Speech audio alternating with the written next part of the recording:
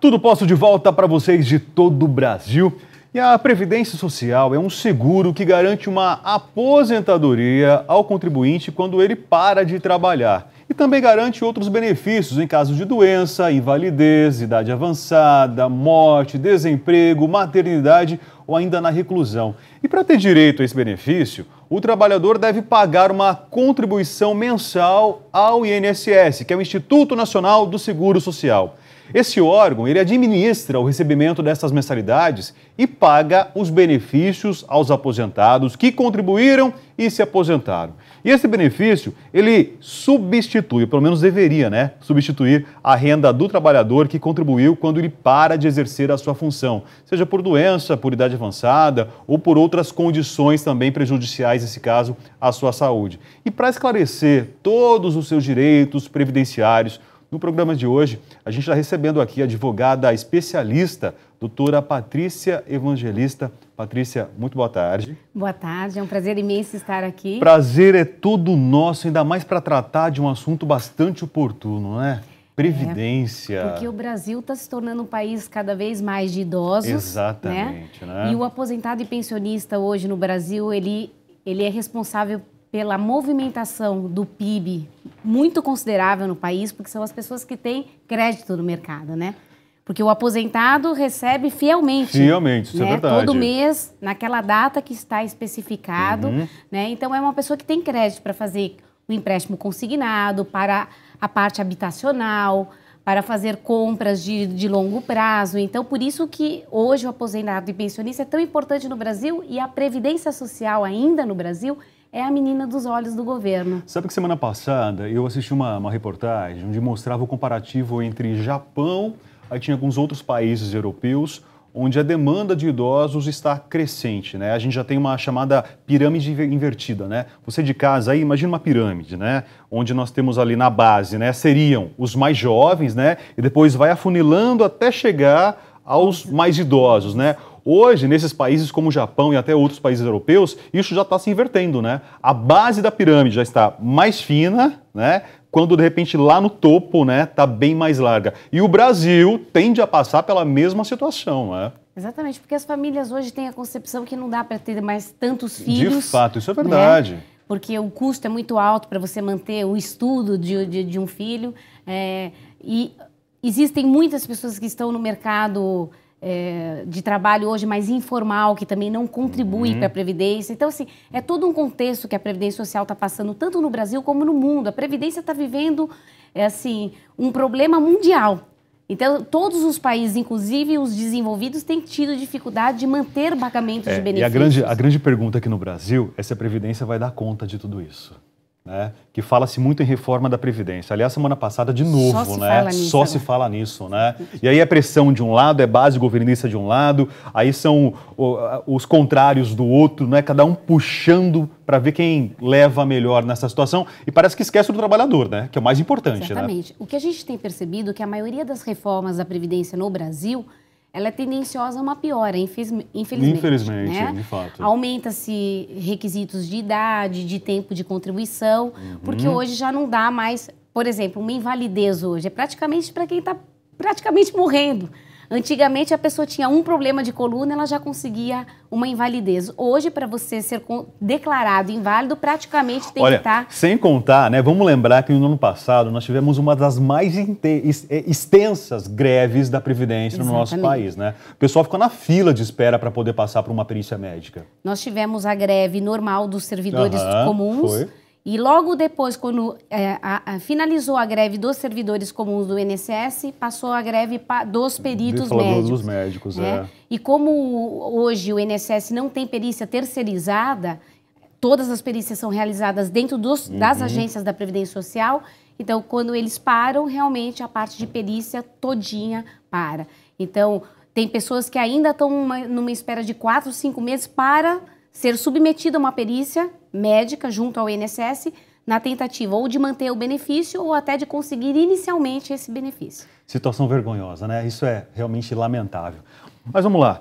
O que é preciso para ter direito à Previdência? Bom, vamos lá. Contribuição, né? Acho que é o básico. Exatamente. Na verdade, a característica primordial da Previdência Social no Brasil é a contributividade.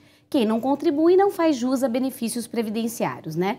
Então, é o carro-chefe, você tem que contribuir para ter direito. A partir daquela contribuição, você começa a se tornar segurado da Previdência Social e passar a adquirir direitos se você conseguir implementar os requisitos necessários. E é por isso que eu acho tão interessante, porque muito se fala sobre benefício, mas não se explica quem é realmente, ou quem são realmente os contribuintes da Previdência Social no Brasil, né?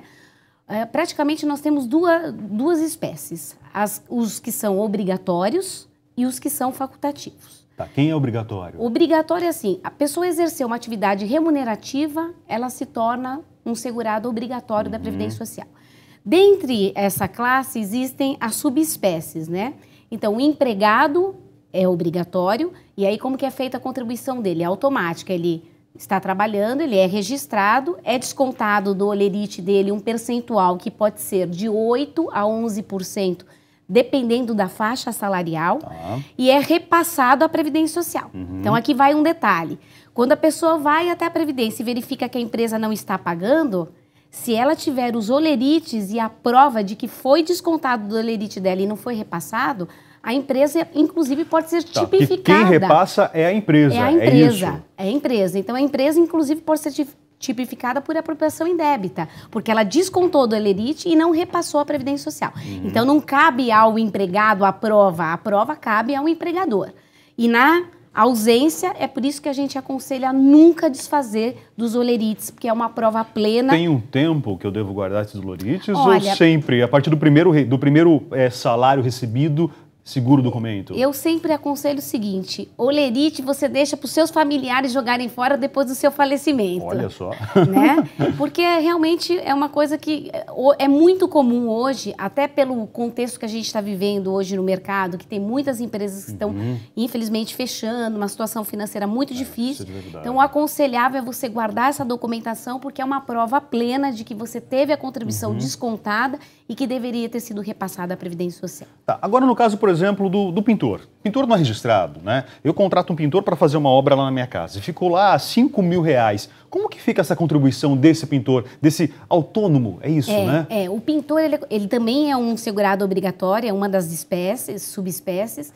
Ele pode prestar serviço para uma pessoa física ou para uma pessoa jurídica.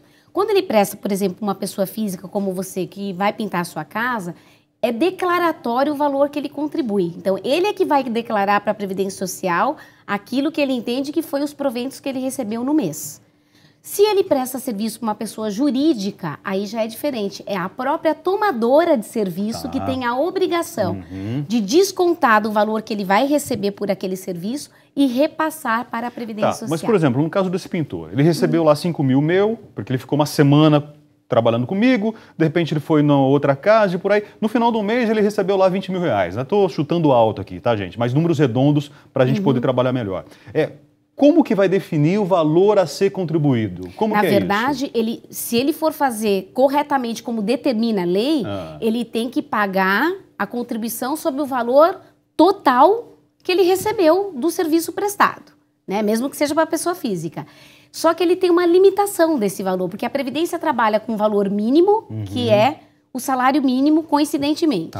E tem o teto máximo, que hoje é R$5.189,82. Então, se ele auferiu ao mês, pintando casas, R$20.000, ele só é obrigado a recolher até R$5.189,82. Tá, e qual que é o valor que ele vai recolher nesse caso? 20% sobre esse valor. Porque é o teto? É o teto da Previdência.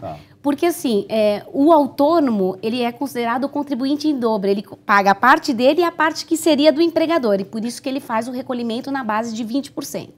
Já o empregado, ele paga de 8% a 11%, dependendo da faixa salarial. Por quê? Porque a empresa paga, a parte do empregador, ele paga 20% sobre a folha de salários daqueles funcionários que compõem a empresa. Então, o autônomo, como ele não tem um empregador, ele paga em dobro, ele paga a parte que seria dele e que seria do empregador. O que compensa mais hoje? Eu ir para o INSS ou contratar uma previdência privada? Ou chegar num banco, por exemplo?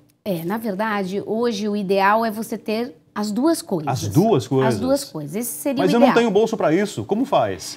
Na verdade, você pode até tentar mesclar, por exemplo. Às vezes, se você não tem uma condição financeira para contribuir os dois sobre valores muito altos, o aconselhável é que você use uma parte dos valores na Previdência Social, que ainda é bem confiável no Brasil, e a outra parte você aplicaria num plano de previdência privada, no qual você tem que verificar o que é melhor para você, porque existe VGBL, PGBL, que são planos específicos e que são aconselháveis. Por exemplo, VGBL é um plano de previdência privada que a gente geralmente aconselha para quem não declara imposto de renda. O PGBL para quem declara, porque pode fazer a dedução posteriormente. Então, o aconselhável é que metade do valor você aplique num plano de previdência pública, né, que é a Previdência Social, que é o INSS, e o restante numa previdência privada. O problema, né, que as pessoas mais reclamam é que quando se aposentam, o valor nunca é igual ao que a pessoa recebe enquanto trabalhava, né? Infelizmente. Porque hoje eles entendem que a Previdência Social no Brasil, ela te dá uma sobrevivência, entre aspas, digna, que muitas vezes não é digna. Não é digna. Né? Porque você veja bem, uma pessoa que hoje... que tenha trabalhado praticamente durante pelo menos os últimos 20 anos contribuindo com a Previdência Social sobre o teto, tá? Que hoje é R$ 5.100. Se ele tiver uma idade mais ou menos aproximada de 55 anos de idade, 35 anos de contribuição, ele vai ter uma aposentadoria com incidência de fator previdenciário, com o redutor. Porque ele ainda não tem, entre o tempo contribuído e a soma da idade, os 95 que a lei hoje exige. Na verdade, são as novas regras aí, né, que entraram em vigor o ano passado, O ano passado. Nós tivemos uma medida provisória que foi feita no meio do ano e, ao final do ano, foi convertida numa lei que deu uma melhorada, né? E para as pessoas que estão nos assistindo... Eu acho que ficou menos pior, né? Exatamente. Ficou menos pior. Vamos aproveitar essa oportunidade. Isso é bacana. É assim, fazendo uma retrospectiva. Nós temos hoje, na aposentadoria por tempo de contribuição, a possibilidade de você aposentar sobre 2 enfoques. Sendo que, para ter direito ao benefício, você tem que ter 35 anos como homem e 30 anos de contribuição como mulher. Se não alcançou o requisito mínimo, não tem direito a essa aposentadoria. Tudo bem? O que ocorre é o seguinte... Dependendo da sua idade, o tempo a mais de contribuição que você tem, você pode optar por uma aposentadoria mais vantajosa, sem fator previdenciário, que é um redutor, que considera a sua idade, seu tempo de contribuição e sua expectativa de sobrevida, ou optar pela aposentadoria integral sem a incidência do fator. Como que funciona isso? A soma do tempo contribuído com a idade, dando 85 para a mulher e 95 para o homem, ele já está livre do fator previdenciário. Só que essa tabelinha é progressiva. Até final de 2018, vale 85 e 95 pontos. A partir de janeiro de 2019, aumenta um ponto a cada 2 anos, até alcançar o período em que a pessoa já tem a idade avançada e vale muito mais a pena se aposentar por idade do que por tempo de contribuição. Quer dizer, hoje existe uma vantagem, mas lá na frente... Não. É a famosa regra para inglês ver. Ela beneficia por um período e depois volta tudo ao normal. Tá, então com essa resposta, né, a doutora Patrícia já explicou para a gente aqui quem pode aposentar. Exatamente, né? Por tempo de contribuição. Por tempo de contribuição. É dessa forma. Na aposentadoria por idade, ao contrário, que tem muitas pessoas que pensam no nosso país, eu completei 60 anos de idade, sou mulher, já tenho direito ao benefício. Não, você tem que ter o implemento da idade e o requisito que chama-se carência, que é o número mínimo de recolhimentos para a Previdência Social, que hoje, em 2016, é preciso ter 15 anos de contribuição ou 180 contribuições vertidas ao sistema. Doutora Patrícia, uma polemicazinha aqui, né? Já ouvi gente dizer que prefere investir, colocar numa espécie de poupança do que contribuir, que lá na frente seria muito mais rentável. Mas eu acho que isso é até muito interessante, mas para uma pessoa que realmente seja cumpridora daquilo que ela se programa. Perfeito. Né? Que aquela pessoa vai fazer sempre os aportes, que ela vai depositar todo mês aquele dinheiro como se ela estivesse pagando a previdência como se ela estivesse pagando uma previdência privada. Então, é uma pessoa que vai controlar o fundo dela, o tipo de rendimento que ela vai colocar, em qual opção do banco que ela vai colocar, entendeu? Para aquela pessoa que é bem metódica e que realmente é cumpridora daquilo que ela se programou, é interessante. Mas para aquela pessoa que não tem aquela, sabe, aquela base de seguir à risca, aí não é tão aconselhável partir para essa opção. Eu vou voltar na questão do autônomo, né? No caso de alguém que não tem uma renda fixa, o valor é sazonal. Né? Um mês ele recebe 5 mil, no outro ele recebe 4, no outro 3, aí volta para 5 de novo. Como fica? A previdência você vai pagar em conformidade com o que você realmente auferiu. Porque antigamente... Porque não é um contrato. Exatamente. Não é, por exemplo, um consórcio que você tem que pagar aquele valor fixo todo mês. Exatamente, é isso? Exatamente. Porque a previdência privada passou a ser... A previdência social passou a ser assim a partir de novembro de 99. Porque antigamente você precisava respeitar uma escala base. Você precisava ficar um período sobre um salário para depois pular para 2, para 3, até alcançar o teto da previdência. Hoje não. Você contribui em conformidade com o que você realmente auferiu no mês. Então, inclusive o autônomo que naquele mês não conseguiu prestar serviço nenhum, ele pode até, inclusive, ficar isento do pagamento daquela parcela daquele mês. Tá, é claro que quando a gente fala sobre previdência, né, existem muitos outros assuntos que merecem, inclusive, ser abordados, né? Quero convidá-lo, inclusive, para voltar, para conversar mais com a gente, porque é uma área que interessa a todos nós brasileiros, a todos nós trabalhadores, ainda mais numa época em que a gente abre os jornais e se depara com números exorbitantes, né? 9 milhões de desempregados no nosso país.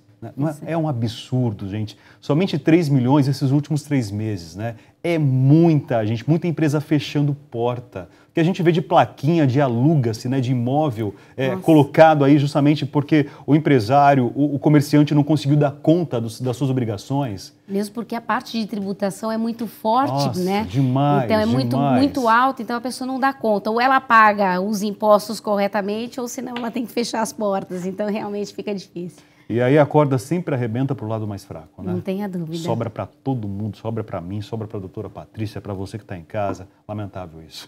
Doutora, obrigado pela presença. Eu é que agradeço Valeu por essa pelos oportunidade. né? Estarei aí sempre por convidada, pode ter certeza. Gente, ó, intervalo, no próximo bloco tem um espaguete ao molho napolitano e polpetone de filé mignon. É o chefe Marcos Rilo que vai estar com a gente para fazer essa delícia. Olha esse prato, gente, é prato de restaurante. Você vai aprender a fazer aí na sua casa. Incrível, hein? Para começar segunda-feira assim, ó, com tudo. A gente já volta.